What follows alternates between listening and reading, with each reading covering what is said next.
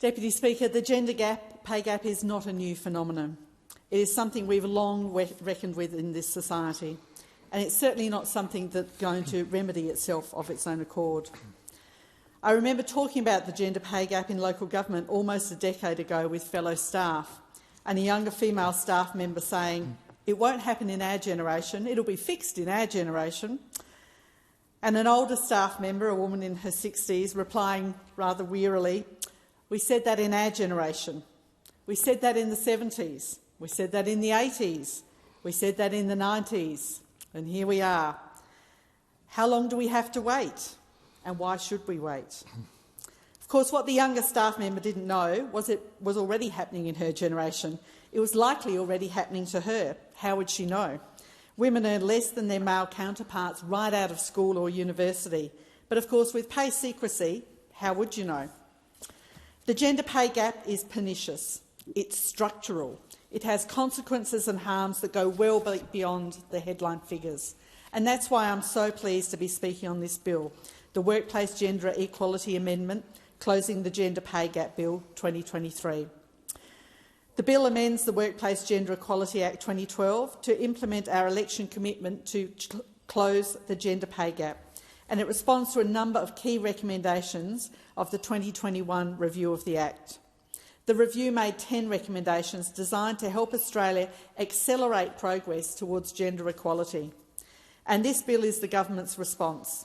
It's designed to accelerate action to close the gender pay gap, and it does so in a number of key ways. The bill requires the Workplace Gender Equality Agency to publish gender pay gaps of relevant employers. Previously, this information was only available at the industry level, and this measure is designed to promote transparency and accountability, to encourage employers to take steps to create change in their organisations to close the gender pay gap. It will encourage companies to prioritise gender equality. It will mean that women are more able to clearly see whether they are being equally valued, and the public will be able to see which organisations equally value their male and female staff.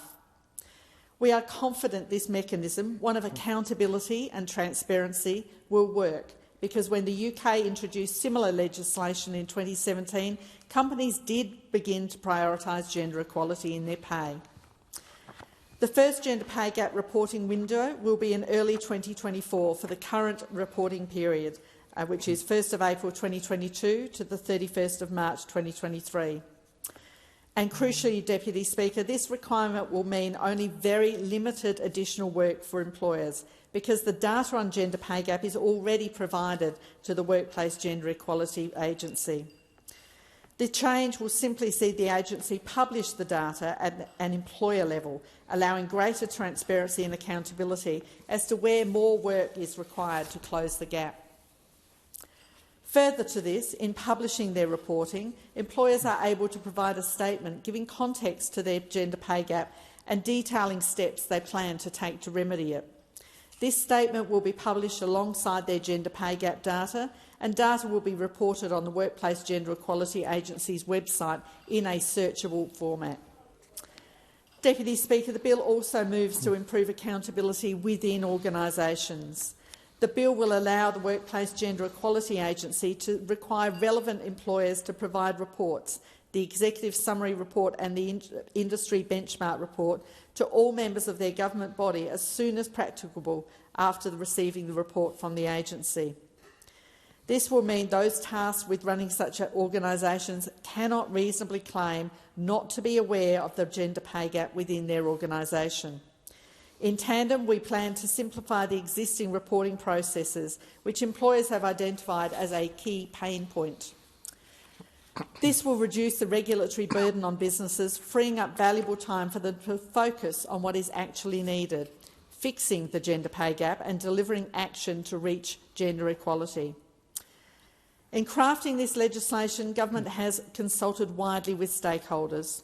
We've consulted with stakeholders from business and not-for-profit sector right across Australia, as well as employee organisations, higher education providers, the women's sector, users of the Workplace Gender Equality Agency data, state and territory data, and importantly, the Gender Equality Agency itself. It's fundamental to the mission of this bill, closing the gender pay gap, that women's voices are at the forefront of driving this change. And of course, we know that the gender pay gap will not be closed overnight. That's why the government has committed, as part of the bill, to our commitment to review these amendments and the process of gender pay gap reporting 5 years after they're passed. This will ensure we have the flexibility to adapt reforms based on a comprehensive, critical interrogation of their effectiveness in achieving what they set out to do, driving progress towards gender equality in Australian workplaces. And it's so important to keep the mission of this bill at the heart and centre of this debate, when the gender pay gap affects so many Australians. In 2022, Australia's national gender pay gap was 14.1%. And practically, this means that as of May 2022, the average weekly full-time earnings of a woman in this country across all industries and occupations is lower than their male counterparts by a whole $263.90 per week. That's $13,722.80 a year, or $672,470 over a lifetime. If you add in casualisation, part-time time off for parent work, the dollar gap is even more. And there are parts of my electorate where you could buy a pretty reasonable flat or even a very small house with that kind of money. So when you realise that older women are the fastest growing demographic experiencing homelessness, that's the impact of the gender pay gap. And when you realise that older women are retiring with significantly less superannuation than their male counterparts, meaning more older women living in poverty, that is the direct impact of the gender pay gap. And this is truly unacceptable, and it's a constraint on the Australian economy at large. The gender pay gap alone represents a cost of $51.8 billion each year. The previous government committed to working towards implementing all recommendations of the 2021 review, and now the advancement of this bill is a welcome step in actually getting those aspirations done. Deputy Speaker, the gender pay gap reflects a deep structural inequality. It isn't an accident, it isn't an anomaly, it isn't just going to go away. It is not simply that many women take home less income than their male counterparts, although that is an obvious injustice, but it's also about something bigger and deeper in our society. It's about how we recognise and reward different types of work. During the pandemic, we found out who our essential workers really are.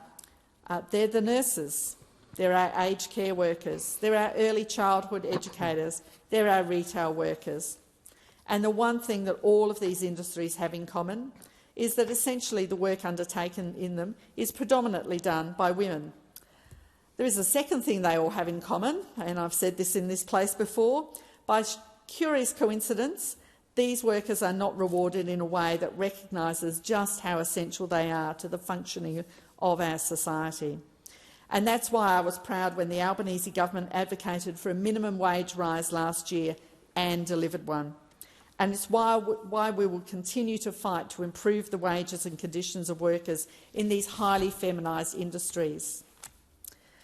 Deputy Speaker, when it comes to the gender pay gap, as I said earlier, the ramifications are sometimes hidden and ongoing. And we see this in the fact that older women are the fastest growing group of people likely to experience homelessness. And I've seen it countless times in my prior work. A woman approaching retirement age loses their employment, or maybe a family breakdown, and suddenly they find themselves with no way to pay the mortgage, no way to pay the rent, nowhere to live. And this is often exacerbated by the fact that women often have far lower superannuation balances than men.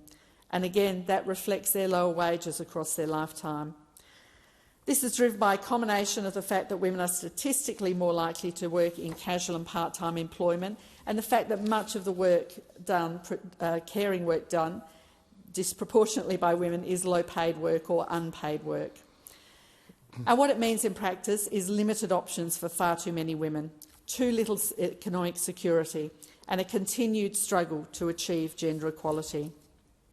And that's why I'm proud to stand here as a member of the Albanese Labor government that is truly committed to closing the gender pay gap, establishing an independent women's economic security task force to help inform budget decisions in advancing economic equality, making gender pay equity an object of the Fair Work Act 2009, requiring large companies to publish their pay gaps through this bill, and of course extending paid parental leave, introducing paid domestic violence leave, cheaper childcare, a constraint on women's work and often a cost borne by women, backing a real pay rise for aged care workers who are overwhelmingly women and looking to provide backing for similar industries. Labor is committed to eliminating the gender pay gap because Labor is committed to real gender equality. Labor is the party of gender equality in Australia.